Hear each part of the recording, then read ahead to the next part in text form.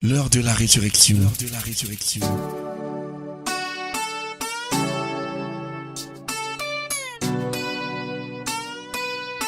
L'heure de la résurrection. L'heure de la résurrection.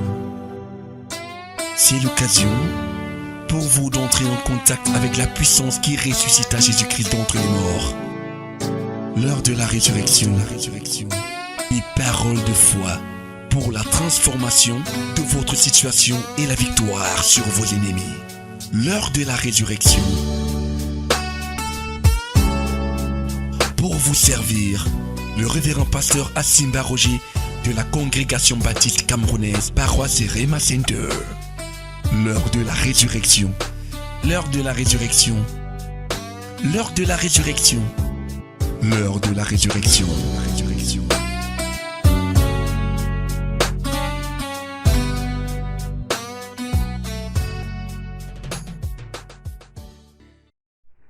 Exode donc le chapitre 3. Nous voulons lire à partir du verset 1 jusqu'au verset 10. La Bible dit que Moïse faisait paître les brebis de son beau-père Jéthro, prêtre de Madian.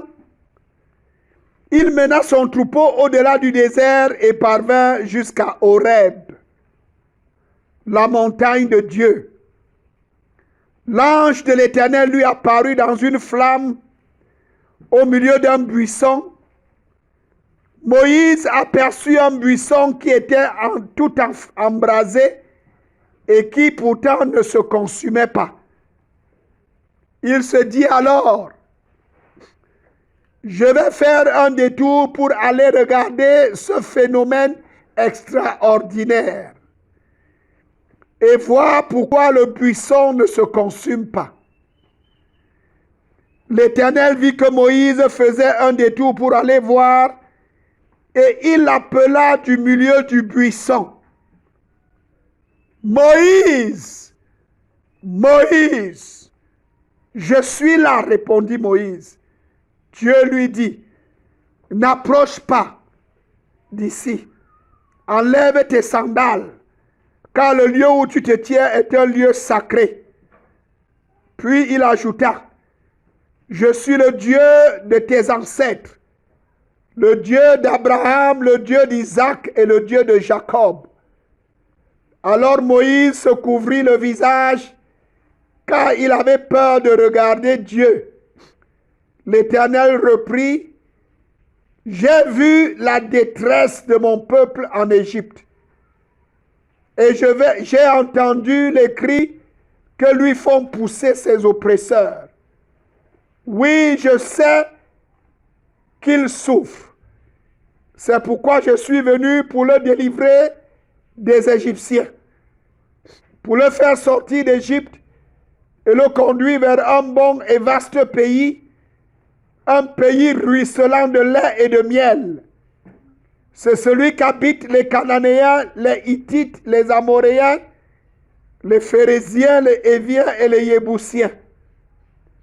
À présent, les cris des Israélites sont parvenus jusqu'à moi et j'ai vu à quel point les Égyptiens les oppriment. Va donc maintenant. Je t'envoie vers le Pharaon pour que tu fasses sortir d'Égypte les Israélites, mon peuple. Amen.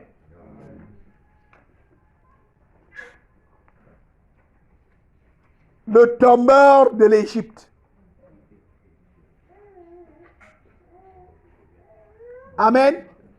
Le tombeur de l'Égypte n'est autre que Moïse. C'est-à-dire, il a renversé l'Égypte. Il a ruiné l'Égypte, pour utiliser les termes que le livre d'Exode utilise. Il a ruiné l'Égypte. Il a détruit l'Égypte. Le roi, les officiels et toute l'armée de l'Égypte étaient impuissants devant cet homme. Et la Bible dit ici qu'il a eu une vision. Il était à Madian en train de paître les troupeaux de son beau-père Jéthro. La Bible dit que c'était un phénomène extraordinaire. Dis à haute voix, le tombeur de l'Égypte. Dis ça très fort, le tombeur de l'Égypte.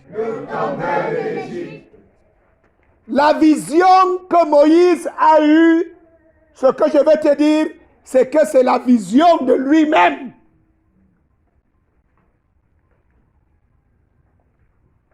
La Bible dit qu'il a vu un ange. Il a vu un buisson enflammé. Cet ange était au milieu du buisson. Le buisson était enflammé.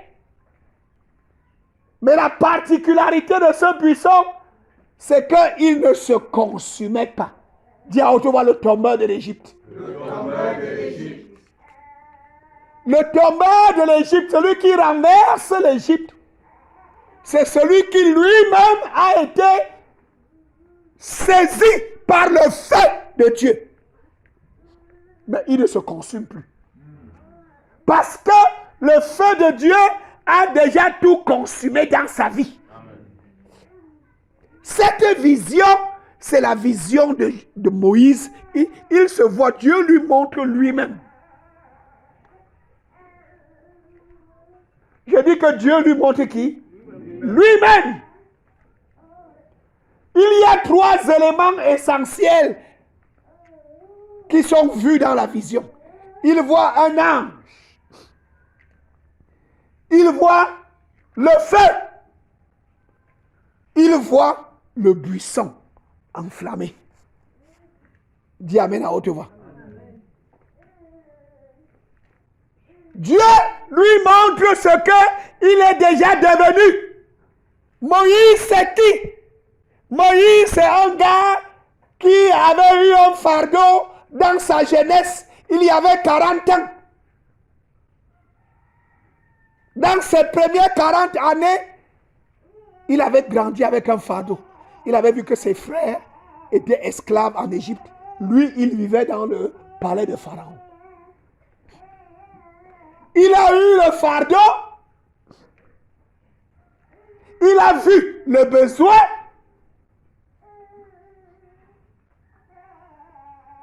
Il a senti que quelque chose doit être fait. Et il s'est dit, je dois faire quelque chose. Moïse s'est levé à cause du fardeau, à cause du besoin pour faire, mais il a échoué. Ce n'est pas parce que tu as le fardeau, ce n'est pas parce que tu vois le besoin que tu as l'appel de Dieu que tu dois faire. C'est important que tu me comprennes ce matin. Amen. Ce n'est pas parce que tu vois le besoin. Beaucoup de gens se lèvent seulement parce qu'il a vu le besoin. Non, le besoin n'était pas parce que tu vois le besoin, tu n'es pas qualifié. Nous parlons du tombeur de l'Égypte. Nous parlons de celui qui va faire un impact. Un leadership qui va faire un impact. Nous parlons de quelqu'un qui va faire un impact. Ce n'est pas d'abord parce que tu vois le besoin. Parce que tu as le fardeau. Beaucoup de gens ont le fardeau, beaucoup de gens voient le fardeau, mais ils finissent dans les problèmes. Parce que ce n'est pas le besoin et le fardeau qui te qualifient. Et il faut faire très attention. Est-ce que quelqu'un entend ce que j'ai dit? On peut toujours attraper le fardeau facilement, on peut toujours voir le besoin très facilement. Mais il faut faire attention. Moïse s'est levé, Moïse est allé pour délivrer les enfants d'Israël, il a tué un Égyptien, il l'a enterré dans le sable. Le lendemain, quand il est revenu, se présenter, trouvant 2 Israélites qui luttaient, il dit, mes frères, ne luttez pas. Vous êtes des frères, comment vous pouvez lutter? On lui a demandé que, donc tu veux dire me tuer comme tu as tué l'Égyptien. Qui t'a établi chef entre nous? Pourquoi tu peux nous parler de cette manière? Tu es notre chef. Depuis quand? Donc tu veux me tuer comme tu as tué l'Égypte. Moïse a pris peur. Le fardeau qu'il avait, le besoin qu'il a vu, l'ont jeté dans les problèmes. Il a quitté le palais de Pharaon. Il est allé en exil. Vivre loin du confort et de tout ce qu'il avait. Parce que quoi? Il a voulu agir sur un fardeau et sur un besoin. Beaucoup de gens ont des problèmes. Parce qu'il a vu le besoin, il a vu le fardeau. Mais avant le temps, ce n'est pas sa responsabilité. Est-ce que quelqu'un entend ce que je dis? Il faut que ce soit ta responsabilité. Et la responsabilité vient comment? Il faut que Dieu parle.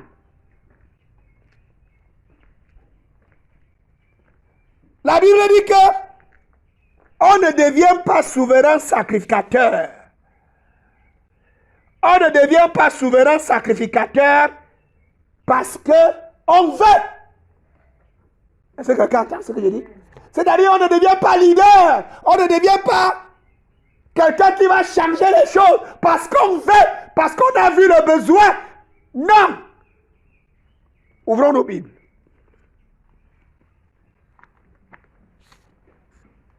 Hébreux chapitre 5, versets 4 et 6. Amen. De plus, on ne s'attribue pas de sa propre initiative l'honneur d'être grand prêtre. On le reçoit en y étant appelé par Dieu, comme ce fut le cas pour Aaron. Il en est de même pour le Christ. Ce n'est pas lui qui s'est attribué de son propre chef l'honneur de devenir grand prêtre, mais c'est Dieu qui lui a déclaré: tu es mon fils. Aujourd'hui, je fais de toi mon enfant. Et dans un autre passage, tu es un prêtre pour toujours dans la lignée de Melchizedek. On devient le leader qui va changer les choses.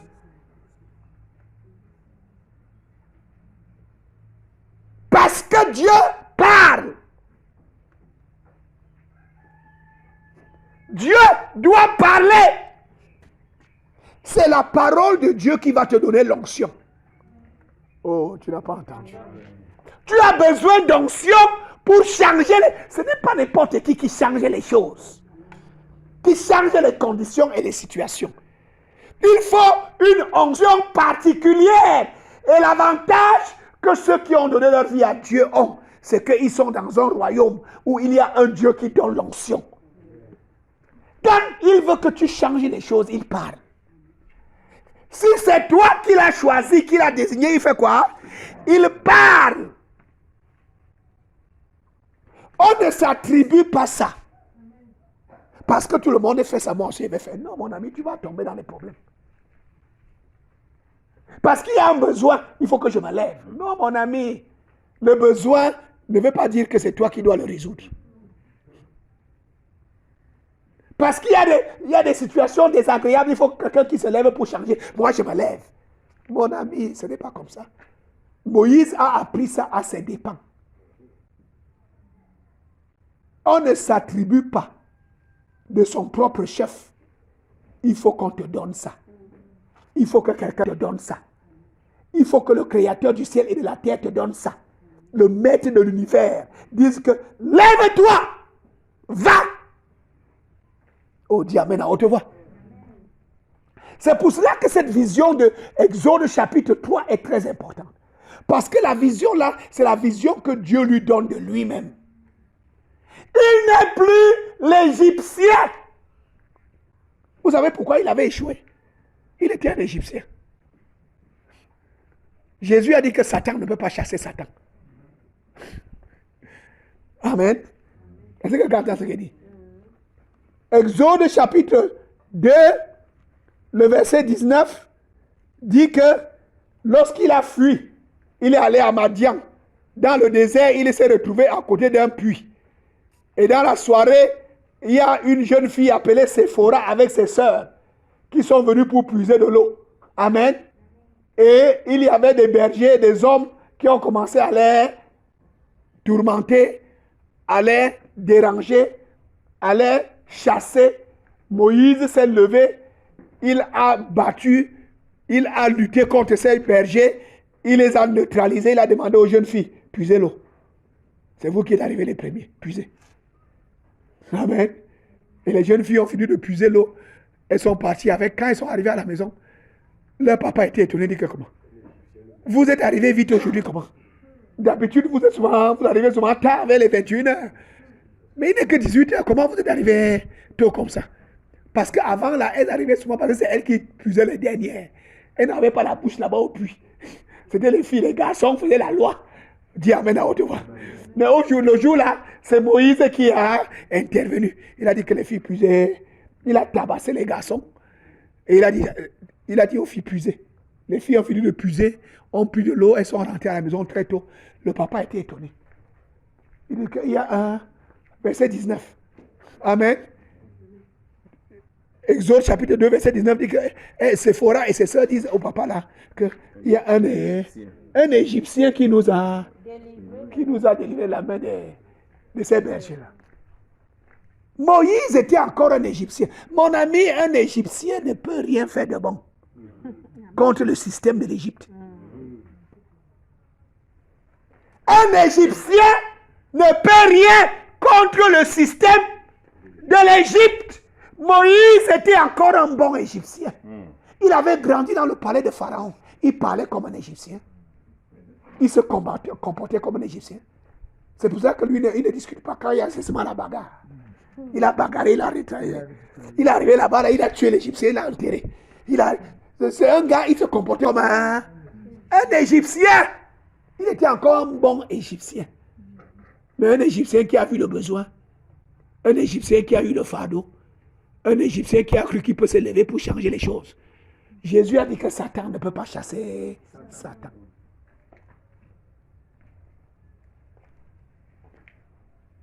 Ce qui te qualifie, il faut que Dieu te donne. Et Dieu l'a amené justement à conduire ses pas chez Jéthro. Jéthro a dit aller l'appeler. Et Jéthro était son cousin. Vous connaissez l'histoire. Jéthro était la tribu de Madian. Madian était un des fils que Abraham avait eu avec Ketura, qui était une fille noire, qu'il avait épousée après la mort de Sarah. Est-ce que vous m'entendez un peu? Quand Sarah est morte, Abraham a pris une autre femme, une jeune fille qui était noire. Elle s'appelait Ketura. Avec elle, il a eu beaucoup d'enfants, parmi lesquels il y avait Madian. Donc maintenant, c'était les descendants de Madian. Ils connaissaient l'Éternel parce qu'Abraham leur avait enseigné les voies de Dieu, comme il avait fait avec Isaac et avec Ismaël. Il leur a enseigné les voies de Dieu. Donc les gars ont continué à adorer Dieu, à faire des sacrifices à Dieu. Ils connaissaient l'histoire de leur père. Dis amen à haute voix. Donc c'est comme ça que Madian découvre que Moïse, qui vient de l'Égypte, qui est israélite, c'est son cousin. De très loin. Descendant de Isaac, qui était le frère, même père, avec des mères différentes avec qui? Madian. Amen. Madian était le frère d'Isaac. Même père, mais de mères différentes. Eux, ils sont allés s'installer ailleurs. Ils sont devenus nombreux, ils sont devenus un peuple. Dis amen à haute voix. Et Isaac est resté avec ses descendants aussi, qui se sont retrouvés en Égypte. Et maintenant, un des descendants d'Isaac sort de l'Égypte pour aller se retrouver chez un des descendants de Madian. Donc les gars se retrouvent. Donc nous sommes des frères. Nous avons le même père, le même ancêtre. Et c'est lui qui lui enseigne dans l'histoire de son ancêtre, Abraham. Amen. Et c'est lui qui l'introduit donc au Dieu que Abraham adorait. Parce que Moïse était un Égyptien. Il a grandi dans le palais de Pharaon. Il adorait les dieux des Égyptiens. Il n'avait rien à voir avec l'Éternel. Il ne connaissait pas Dieu, l'Éternel. C'est Jéthro qui l'introduit à l'Éternel. C'est Jéthro qui lui dit que l'Éternel, c'est le Dieu de ton ancêtre Abraham. Abraham était le père de ton ancêtre Isaac. Et Abraham était aussi le père de mon ancêtre Madian. Voici le Dieu qu'il a adoré. Et il commence à lui enseigner les voies de Dieu. Il commence à lui donner l'histoire.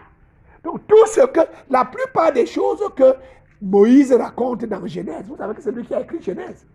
C'est Madian qui lui enseigne ça. Il est devenu disciple de Madian. Madian était prêtre. Il était sacrificateur de l'Éternel.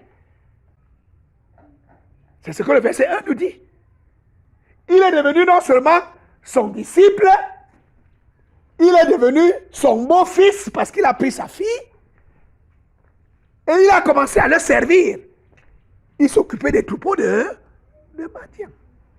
Et pendant ce temps, Madian lui enseignait les voies de Dieu. Madian lui enseignait la parole de Dieu, les principes de Dieu. Dis Amen à haute voix. C'est dans la maison de Madian que Moïse se convertit et est transformé, est né de nouveau, devient une nouvelle créature. Avant la maison de Madian, c'était un Égyptien. On ne s'attribue pas ça de son propre chef. C'est Dieu qui parle. Et c'est dans sa parole qu'il te donne exactement, qui te dit exactement qui il est. Il dit, je suis l'Éternel.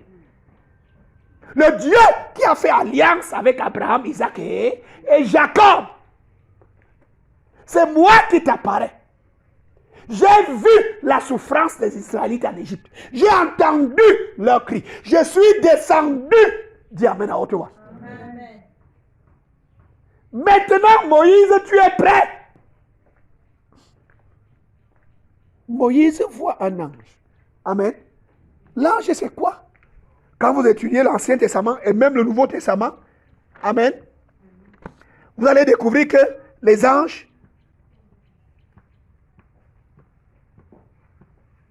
c'est une figure énigmatique que l'on rencontre dans plusieurs passages de l'Ancien Testament. Souvent, l'ange de l'Éternel est distinct de l'Éternel ou alors il est identifié à l'Éternel. C'est-à-dire que l'ange de l'Éternel parle, il dit que l'Éternel m'a envoyé. Ou alors des fois l'ange de l'Éternel commence à parler comme si c'était même l'Éternel. C'est ce qui se passe dans ce passage. Il voit l'ange et l'ange commence à lui parler comme étant là, l'Éternel. Amen. Quand l'ange de l'Éternel, écoutez-moi, quand l'ange de l'Éternel est distinct de l'Éternel, comme lorsque Jacob a la vision chez son beau-père, quand l'ange lui apparaît, il lui dit que c'est moi qui t'ai fait prospérer. Maintenant là, rentre. Je suis le Dieu qui t'est apparu à Bethel.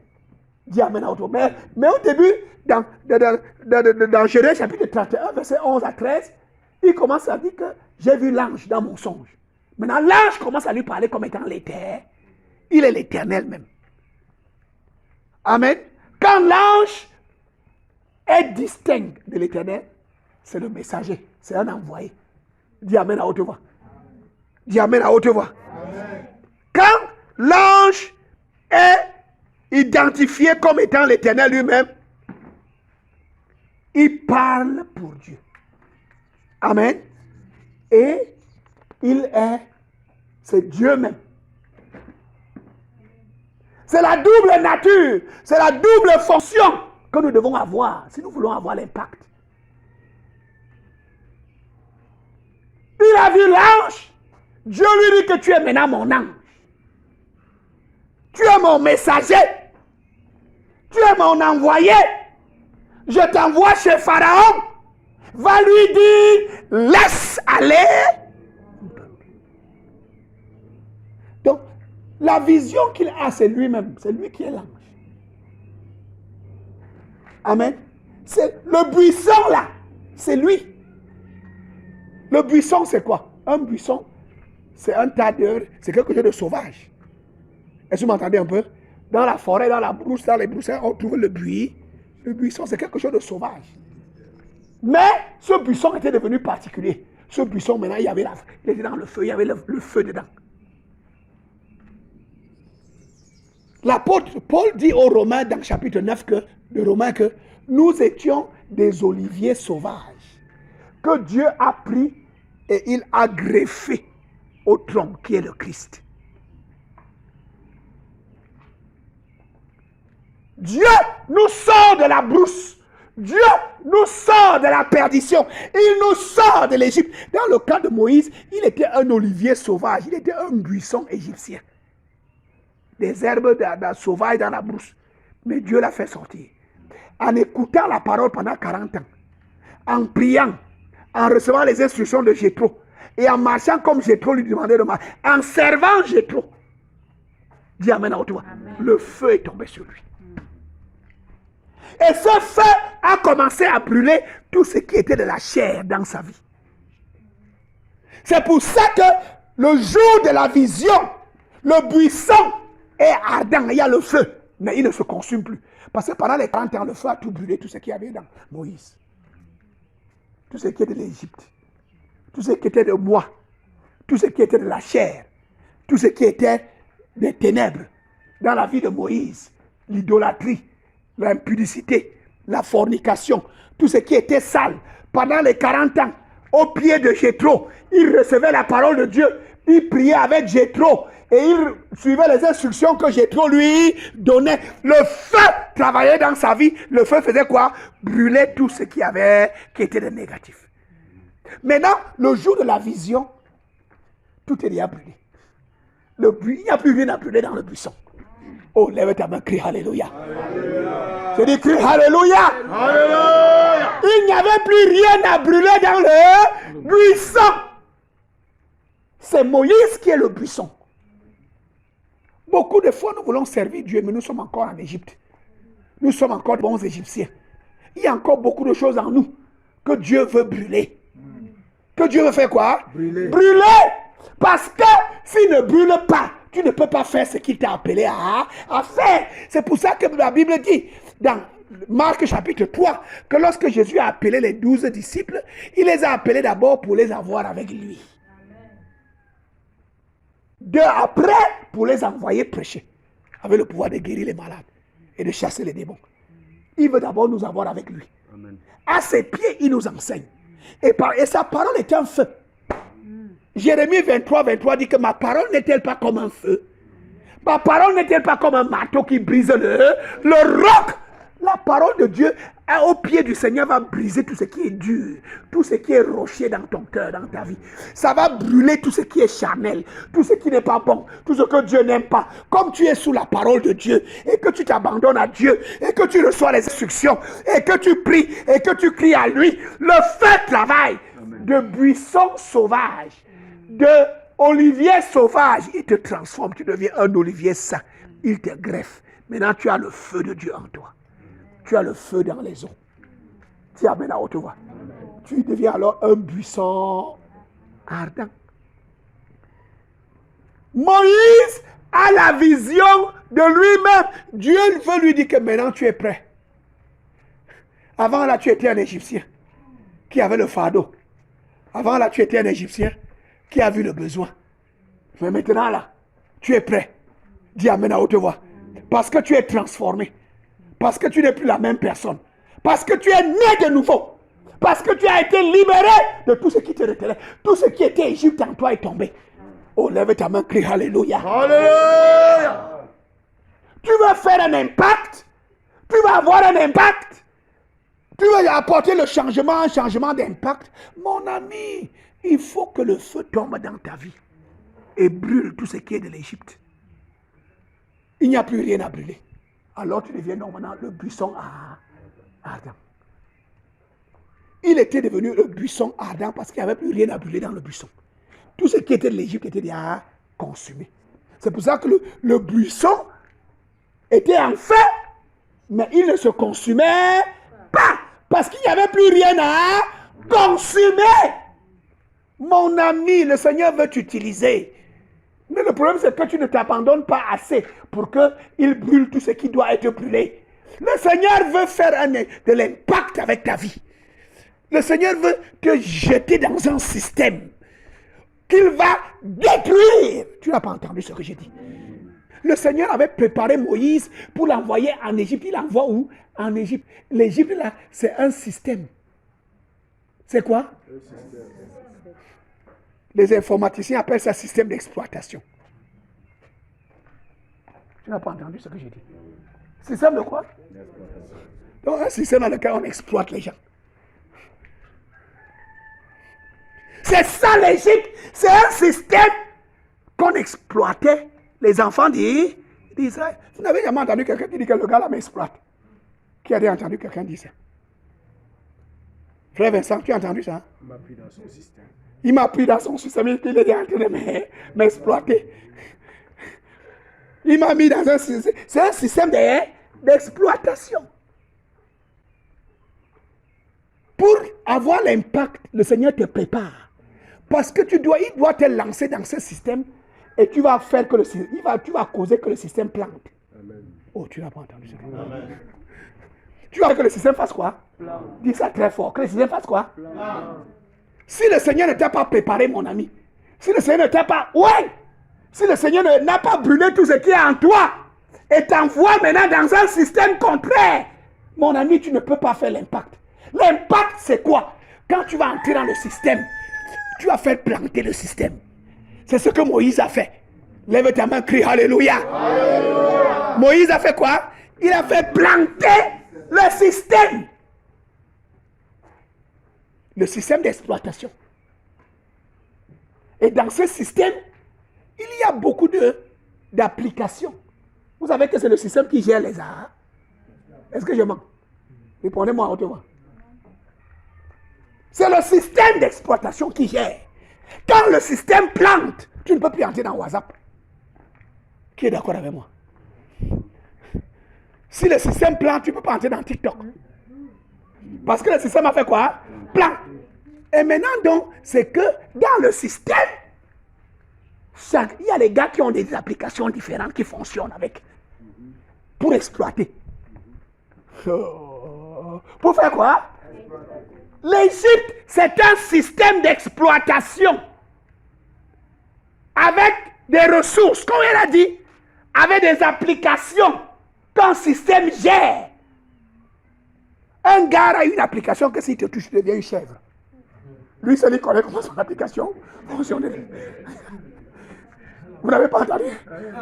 Il y a des gars qui ont toutes sortes d'applications. Quand il entre dans son application, il te touche. Vous connaissez tout ce qui se passe souvent. Les gars, c'est les applications que les gars mettent dans un système. Un autre gars, dès qu'il arrive chez toi, il entre, il dépose un truc. C'est que quand on ce qu'il dit, un autre fonctionne avec la souris. C'est une application. Il sait comment toi, tu vois la souris. Lui, pour lui, c'est une application avec laquelle il travaille pour faire sortir l'argent de chez toi pour entrer chez lui. C'est une application que le gars utilise dans le système. Donc, dans le système, les gars ont des applications, ont développé des applications différentes, mais tout ça, c'est dans le système d'exploitation de l'Égypte. C'est que quand on se dit. Maintenant, il fallait quelqu'un qui va détruire ce système. Amen. Oh, tu n'as pas entendu ce que j'ai dit. Que tes yeux s'ouvrent cet après-midi. Parce que l'appel de Dieu, c'est que tu dois détruire un système. Amen. Avec des applications. Et quand tu seras préparé, et que le Seigneur va te donner l'onction, il aura parlé dans ta vie, quand le Seigneur aura dit que maintenant c'est bon, comme il a fait avec Moïse. Il lui montre la vision de lui-même. C'est Moïse qui est l'ange, l'a envoyé. Dis Amen à autour. Le messager. C'est lui qui doit parler de la part de Dieu. Il a le buisson. Il a le feu. Parce que la parole qu'il a reçue pendant tout ce temps dans la maison de Jéthro créait le feu en lui. Parce que quoi? La parole de Dieu ouvre tes yeux. Et la parole de Dieu dépose un feu dans ta vie. Un feu qui commence à brûler, à te dévorer. Un feu qui te pousse. Dis Amen à haute voix. Il faut que tu aies le feu. Il faut que le buisson soit complètement enflammé. Dis Amen à haute voix. Et c'est ce buisson enflammé qui est en même temps un ange, un messager, avec la parole pour parler de la part de Dieu. que Dieu envoie en Égypte. Il lui dit que va. Avant, quand il s'est levé, il n'avait aucune vision. Il a seulement vu le fardeau. Il a seulement vu le besoin. Il n'avait pas de parole sur laquelle... Parce que la parole de Dieu te donne clairement ce que tu dois faire. La parole de Dieu te montre le domaine dans lequel tu dois opérer. La parole de Dieu te place là où tu vas porter les fruits.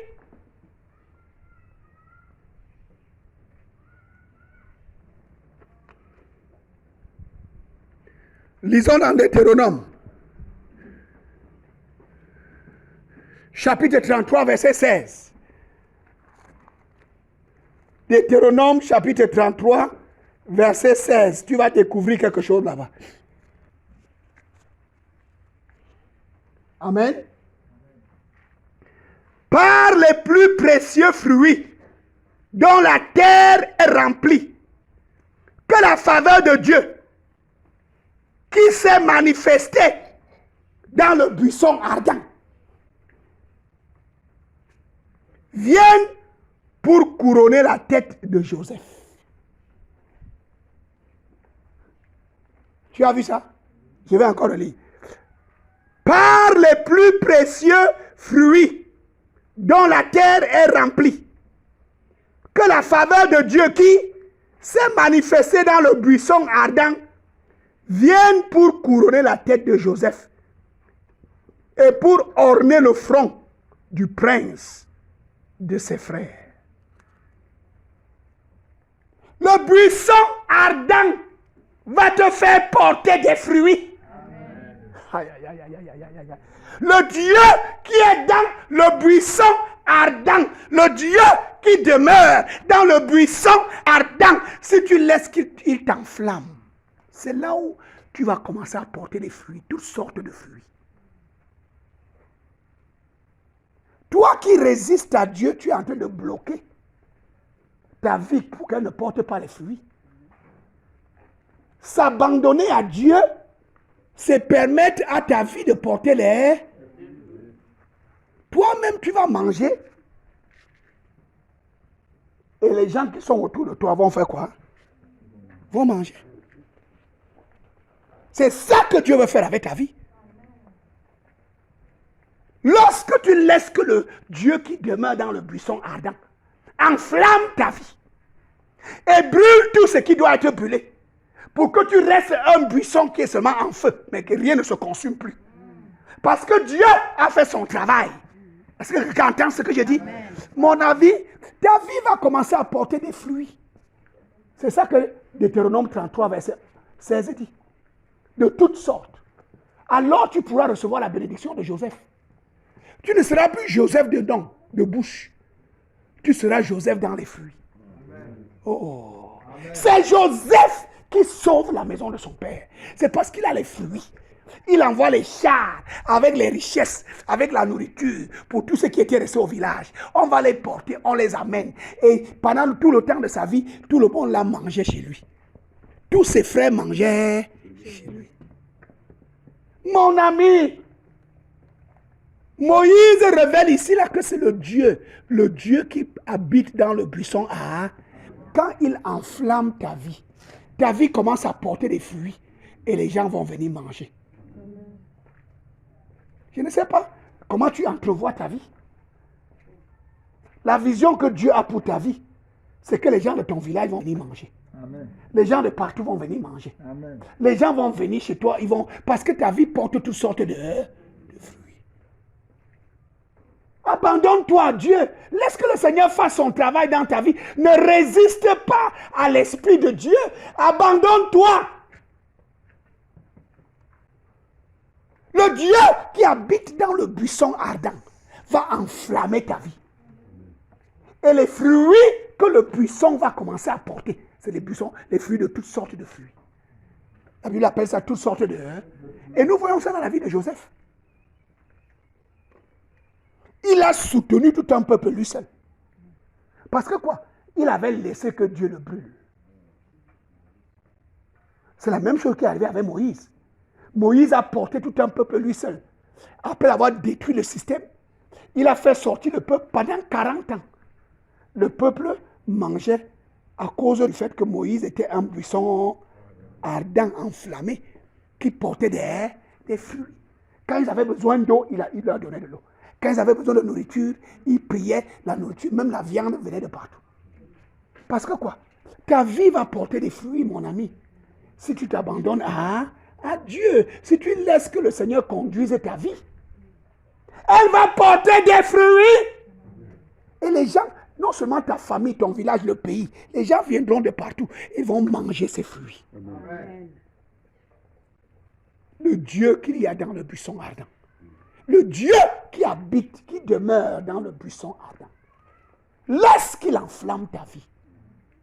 Bon, Dieu lui donne la vision de lui-même, de qui il était devenu.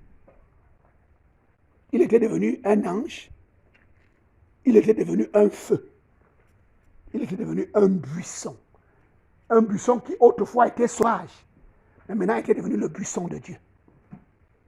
Un olivier qui autrefois était sauvage, mais Dieu l'a fait sortir et l'a greffé sur le tronc qui est Christ. Et maintenant, il pouvait porter toutes sortes de fruits.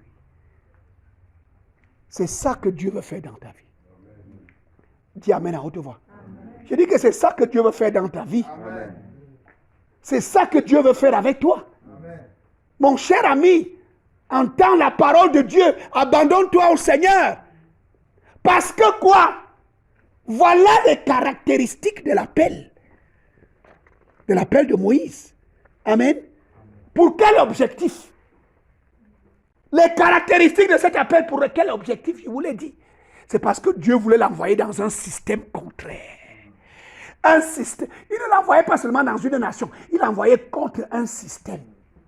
Un système d'exploitation. Avec toutes sortes d'applications, de ressources. Qui avait pris les données des gens. Est-ce que quelqu'un entend ce gens? Le système là, il y avait les données de tout le monde. Et c'est dans ce système que le Seigneur nous envoie pour détruire. Il y a les données des gens. On a pris le nombril, on est parti faire quelque chose avec. On a pris le placenta. Amen. L'enfant naît, une maman est venue, elle a la première poire. Tu as entendu parler de la première poire? La première poire, on prend les cacas de la première poire.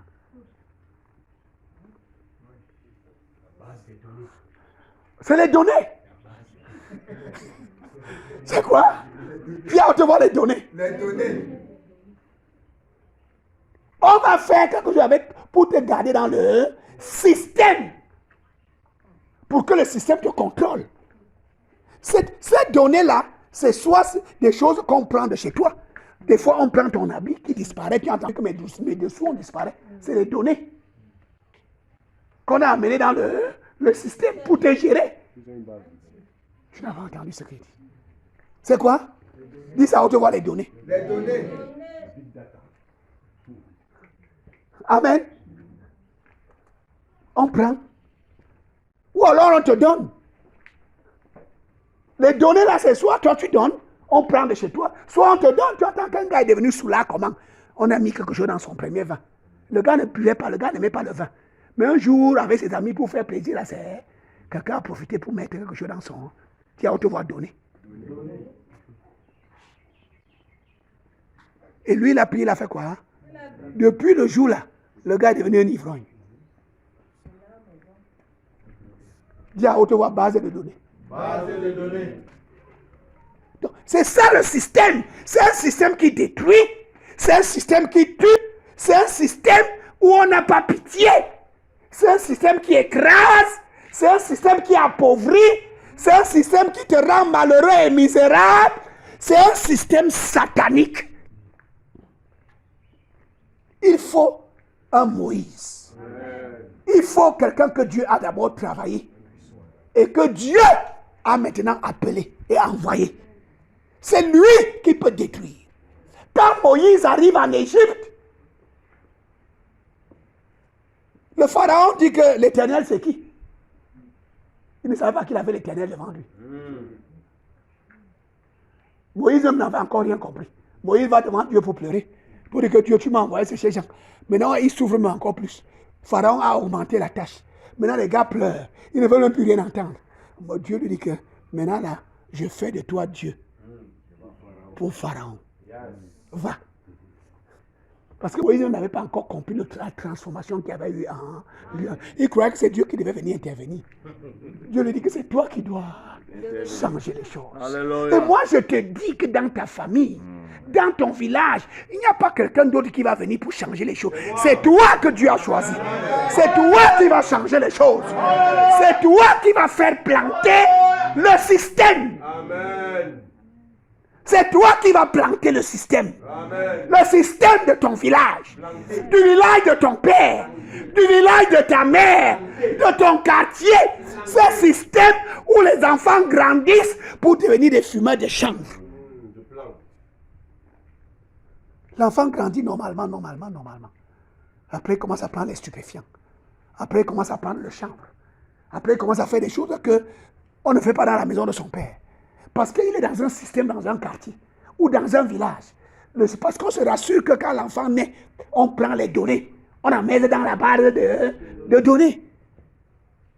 Et toi, le parent, tu ne comprends pas.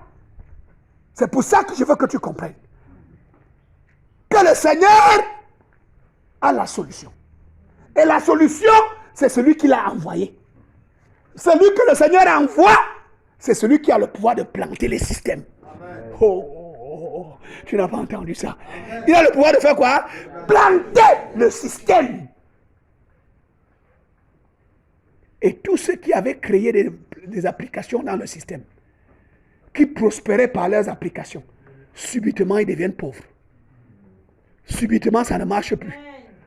Parce qu'il y a un gars qui a planté le système et ce gars c'est toi. Amen. L'objectif de l'appel de Moïse, c'était d'aller en Égypte pour planter le système, pour détruire le système. Pas seulement pour détruire, pour remplacer par un autre système. Jésus nous envoie pour détruire le système, pour écraser les informaticiens. Ils disent qu'on fait quoi? On écrase le système. Tu as entendu ça, non? On fait quoi? On écrase le système. Des fois, on récupère les données. Mais dans notre cas, toutes les données sont parties. Tu n'as pas entendu ce que je dis. Je dis que dans le cas où le Seigneur t'envoie, c'est pour que quoi? Toutes les données sont perdues. Nous allons écraser le système au point où la base de données va disparaître. Amen. Donc les gars ne pourront plus faire ce qu'ils faisaient avant. Parce qu'ils n'ont plus les données. Amen. Lève ta main, crie Alléluia. Alléluia. Je dis que lève ta main, crie Alléluia. Alléluia. C'est ça notre appel. Nous écrasons le système. Amen. Et nous le remplaçons par un autre système. Amen. C'est ce que Jésus a appelé le royaume de Dieu. Amen. Le royaume de Dieu, c'est un autre système. Moïse vient avec un autre système. Amen. Il percute le système égyptien. Le système plante. Il détruit le système. Les applications ne fonctionnent plus. Même les chefs, les soldats sont allés voir le pharaon pour dire que vraiment laisse les gars là partir. Tu ne vois pas que l'Égypte est en train d'être ruinée? Mais comme Dieu voulait que le travail soit fait jusqu'au bout, il a endurci le cœur de Pharaon. Pharaon n'entendait rien. Orgueilleux, endurci. Parce que Dieu voulait que toutes les applications soient gâtées. Tout le système soit écrasé. Que la base de données soit complètement anéantie. Que le système là ne se relève plus jamais. C'est ça notre appel. C'est ça mon appel. Tu n'as pas entendu ce que j'ai dit. Amen. C'est ça que le Seigneur m'a envoyé faire dans ta vie. C'est ça que le Seigneur m'a envoyé faire dans ta famille. C'est ça que le Seigneur m'a envoyé faire dans ton village. Et ça ne peut pas arriver si tu n'es pas comme Moïse. Soumis, obéissant. Tu t'assois pour écouter et pour recevoir les instructions. Pour que la parole change ta vie. D'olivier sauvage, que tu deviennes un olivier naturel, un olivier sain, qui va porter des fruits, toutes sortes de fruits. Ta famille a besoin de fruits. Oh, tu n'as pas entendu ce que je dis. Amen. Je dis que tes enfants ont besoin de fruits. Ta famille a besoin de fruits. Ton village a besoin de fruits. Mais il faut que tu t'assoies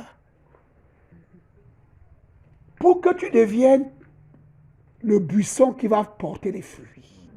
Toutes sortes de... C'est pour ça que le Seigneur t'a envoyé chez moi. Si tu n'as pas compris, il faut que tu t'assoies. Il faut que tu comprennes. Il faut que tu reçoives. Il faut que tu laisses que cela travaille dans ta vie. Jusqu'au moment où le Seigneur va parler. Dis Amen à haute voix. Jusqu'au moment où le Seigneur va faire quoi? Parler.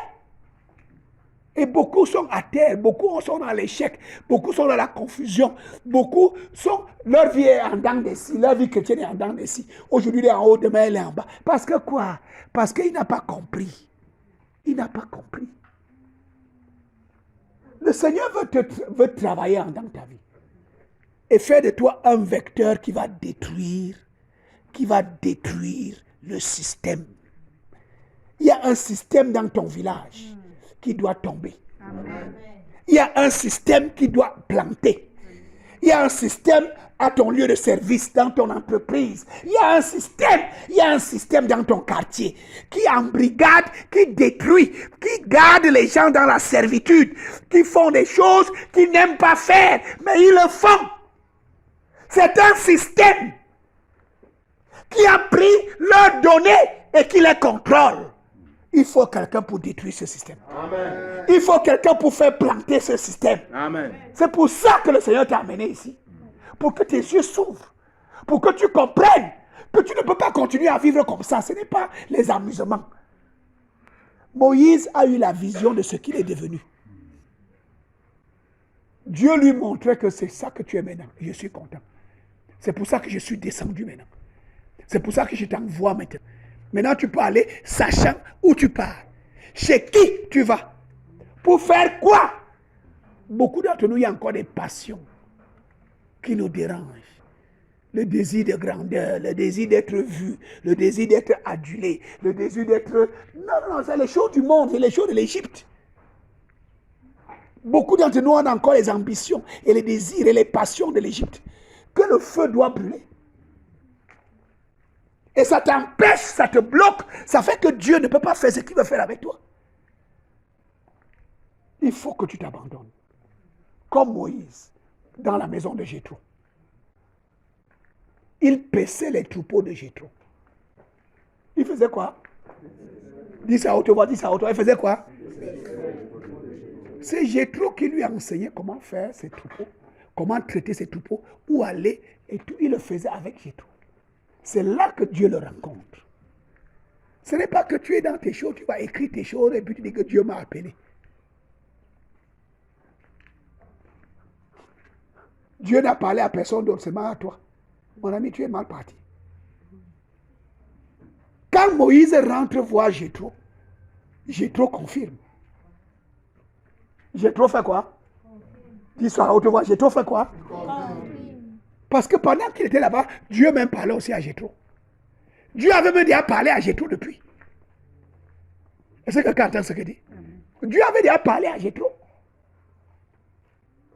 Il y a des choses que Dieu parle, que je n'ai pas besoin de te parler. Jusqu'au moment où il faudra que je parle.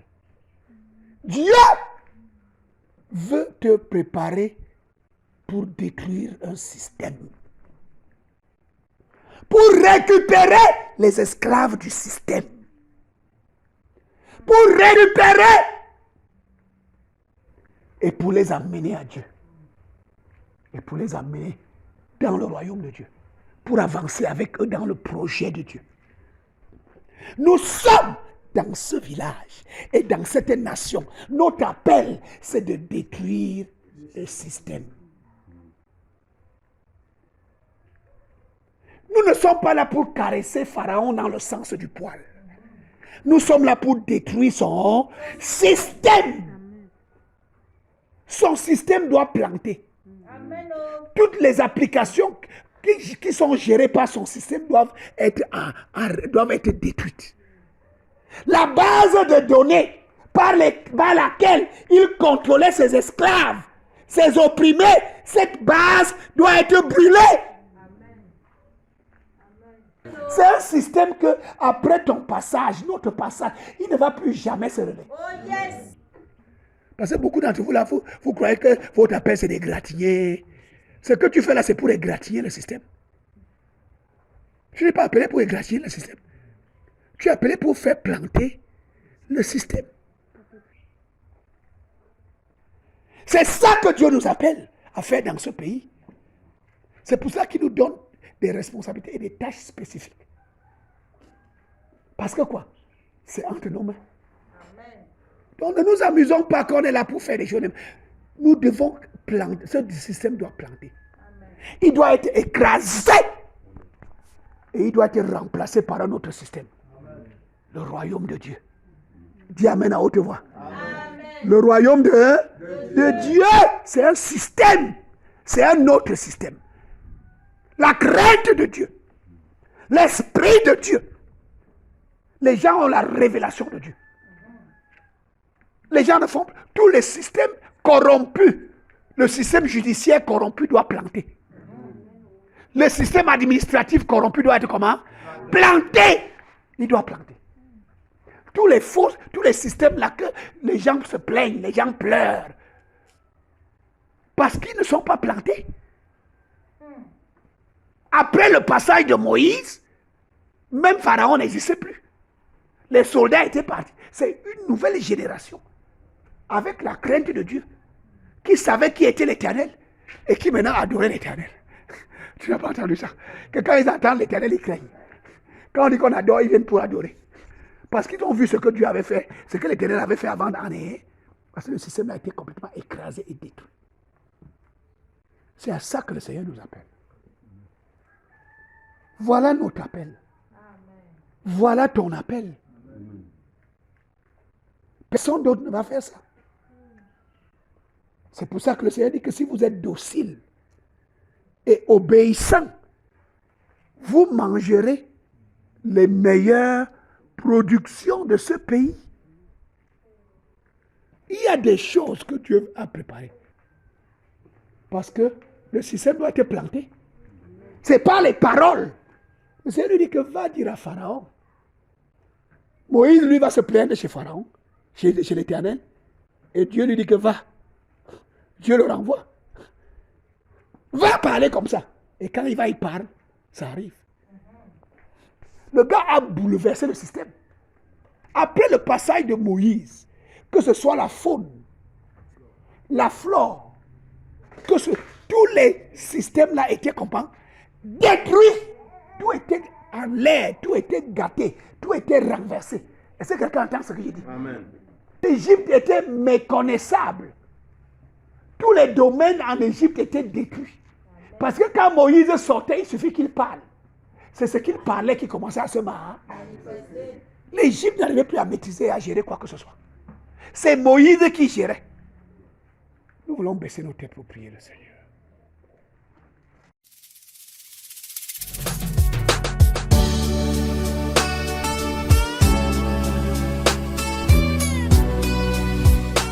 C'était l'heure de la résurrection, présentée par le pasteur Assimba Roger de la congrégation baptiste camerounaise, Rema Center.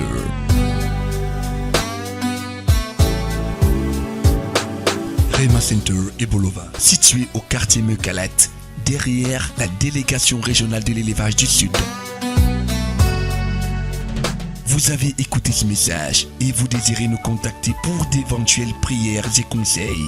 N'hésitez pas, contactez-nous à ces numéros 677 38 26 83 671 06 73 49 671 07 14 68. L'heure de la résurrection.